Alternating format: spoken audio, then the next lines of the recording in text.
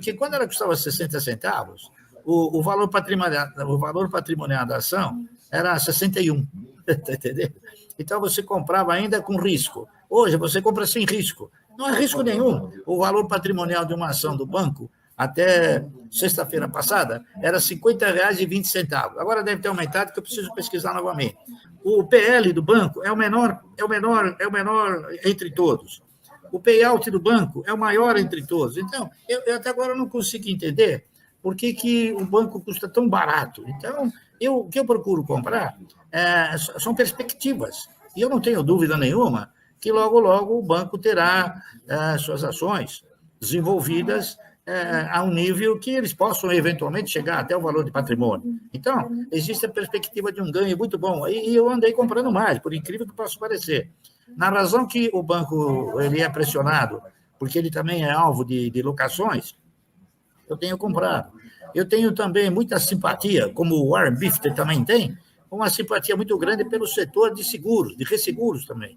Então, eu estou também direcionando recursos nesse sentido. Então, eu faço uma comparação. Quanto custa uma ação da Porto Seguro? Quanto custa uma ação das demais empresas de seguro? Muito mais do que R$ 4 do que a IRB, né? Então, eu estou formando uma posição grande.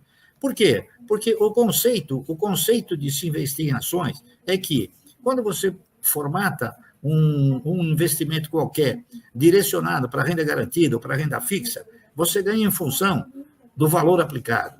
Nas ações, você ganha em função de quantidade possuída.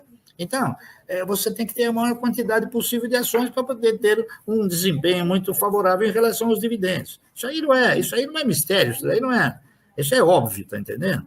E o óbvio é o que as pessoas normalmente não conseguem entender e nem descrever. Então, o que eu tenho feito são isso. Então, eu tenho comprado ações do banco, eu tenho comprado ações da Cielo também. O dividendo da Cielo não é um dividendo generosíssimo, mas se você tiver uma montanha de ações, você vai ganhar um belo dividendo, você está entendendo? Outro papel que eu tenho comprado, além da IRB, além da Cielo, eu tenho comprado também ações de uma empresa nova que chama Vibra, não é isso? E tenho comprado também algumas ações da Cosan, porque eu acho que são papéis que têm uma perspectiva fantástica de prosperar, certo? Então, eu vou formatando a minha carteira nessa direção, além de outras ações que eu tenho, como eu sou um grande acionista da Unipar, não é isso? E a Unipar também tem direcionado ótimos proventos aos seus acionistas. E hoje está custando aí 80 e poucos reais. Eu até agora não consegui também interpretar, porque mostrando um resultado próximo de 14 bilhões, a Braskem custa menos do que a Unipar. Tá? A Unipar tem 5 ou 6 plantas, a Braskem tem 30 plantas. Né? São coisas do nosso mercado, quer dizer, o nosso mercado ele mostra realidades que estimulam a você direcionar recursos, tá certo? E é isso aí. Então, quando a gente tem oportunidades como essas, aí o jacaré abre a boca e começa a comprar. Seu Bassi, só complementando aqui, quando o Gustavo, acho que meu som melhorou agora, né, gente? Mudei de computador aqui, corri para o computador da mesa aqui. Seu Bassi, só complementando um pouco a pergunta do Gustavo, a gente agradece bastante o senhor ter falado algumas ações e tal, mas o que a gente gostaria de escutar do senhor era a questão de experiência emocional mesmo, né?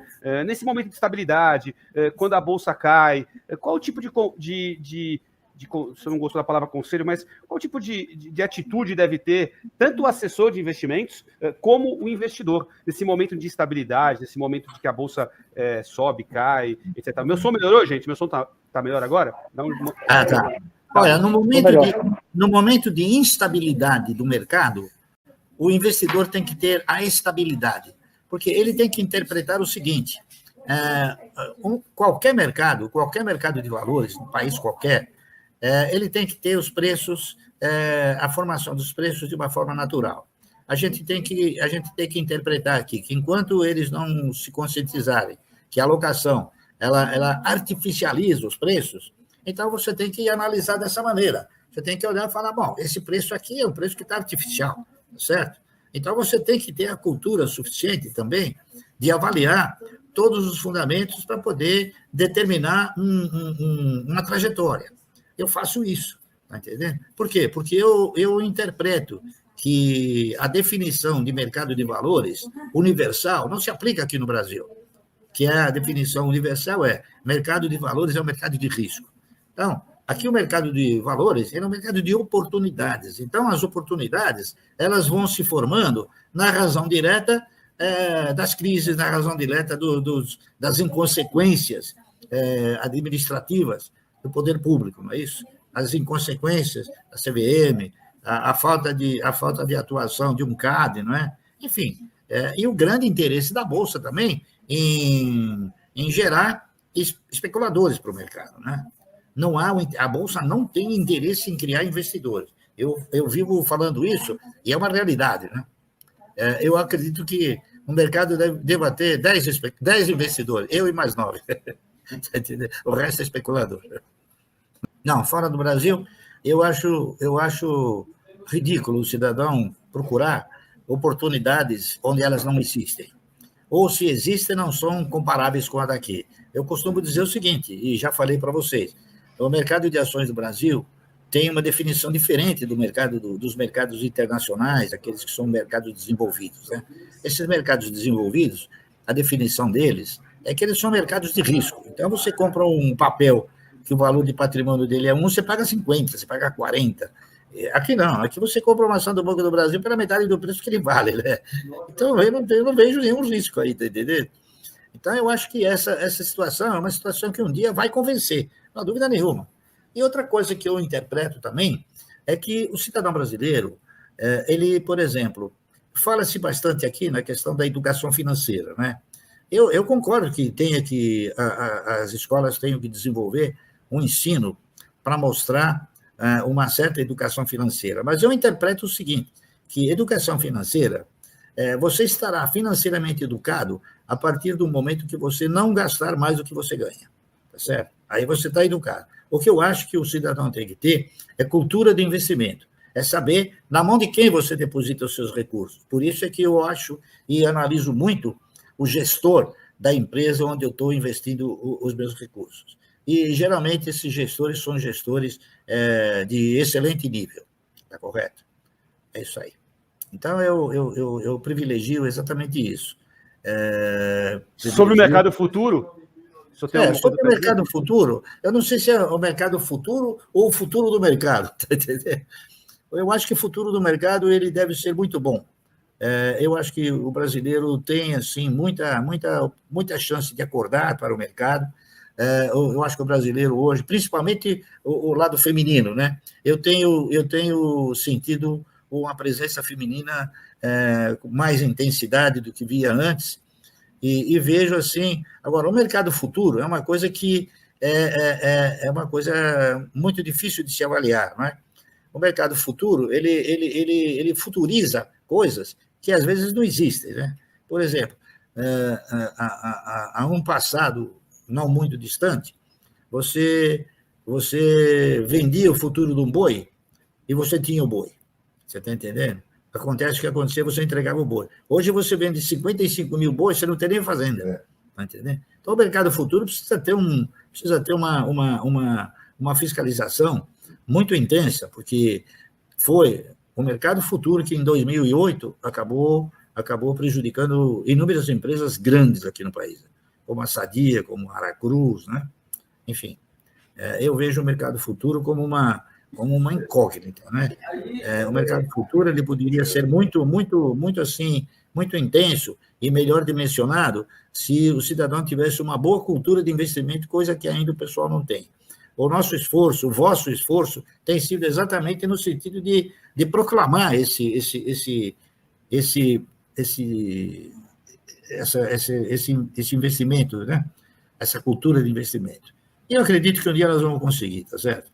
Agora, o futuro do mercado vai ser bom. O do mercado futuro eu vejo com alguma retração, não com objetividade intensa, né? Com alguma reserva, que não adianta você fazer um contrato futuro, né?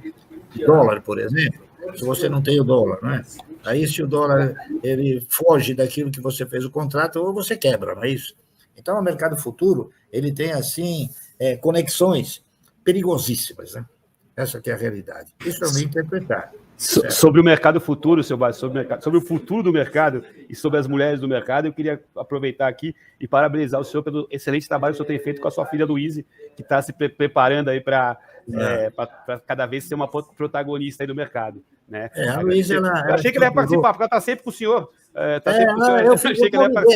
Eu convidei, mas ela estava com um outro compromisso. Não Vamos fazer uma live com ela, então. Vamos fazer não há dúvida nenhuma. Eu tenho certeza absoluta que ela acelerar o vosso convite. A Luísa, ela exatamente, ela estruturou ela estruturou um sentimento, tá entendendo? De formar uma renda mensal. E ela, então, o que ela fez? Ela estruturou esse AGF, que nada mais é do que Ações Garante o Futuro, e o negócio é o seguinte, é procurar educar, procurar formatar uma